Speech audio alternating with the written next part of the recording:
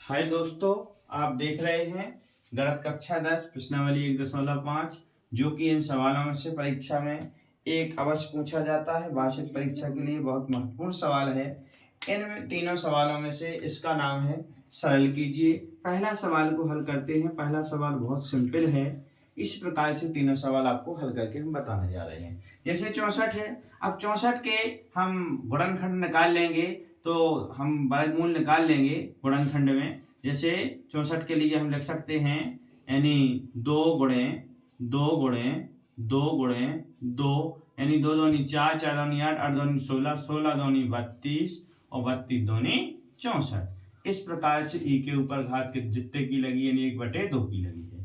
अब इसको हम आगे गिनती करेंगे। 1 2 3 4 5 6 है, यानी 2 के ऊपर हम घात 6 लगा सकते हैं और जो बाहर घात लगी है वो हमारी गुणा में कहलाती है, इसलिए इसको हम 1/2 की घात के रूप में लिख सकते हैं।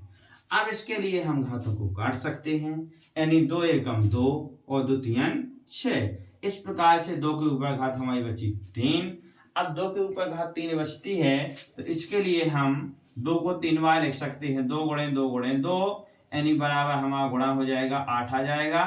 इस प्रकार से जिसका आंसर 8 हो जाएगा। इसी प्रकार हमारा जो दूसरा सवाल दिया गया है, दूसरे सवाल को हल करके हम बताएंगे। यानी 32 के लिए भी हमें इसी प्रकार हल करना है।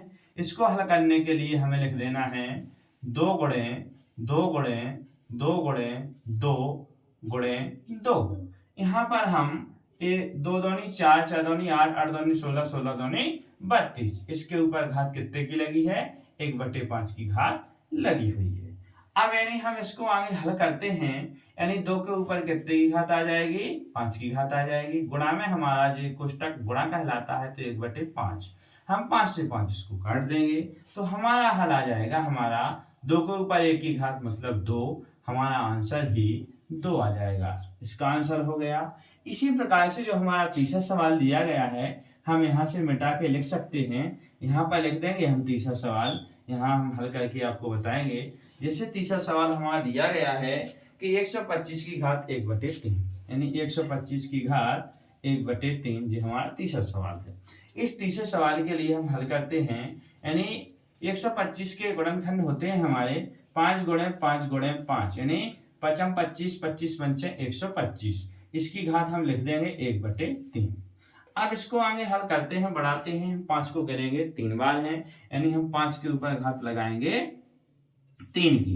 ये कोष्टक गुणा कहलाता है तो 1/3 यहाँ हम बाहर की घात लगा लेंगे। 3 से 3 इसको हम काट देंगे, यानी 5 के ऊपर घात बची 1, यानी 5 हमारा आंसर आ जाएगा।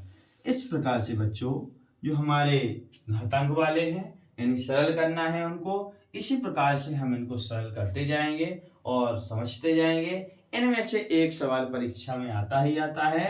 तो जो हमारी वार्षिक जो अर्धवार्षिक परीक्षा के लिए भी महत्वपूर्ण है और वार्षिक जो परीक्षा हमारी होने वाली है जो 2 फरवरी से 9वीं क्लास की, तो उनमें इन तीनों सवालों में से परीक्षा में आने की पूरी संभावना है।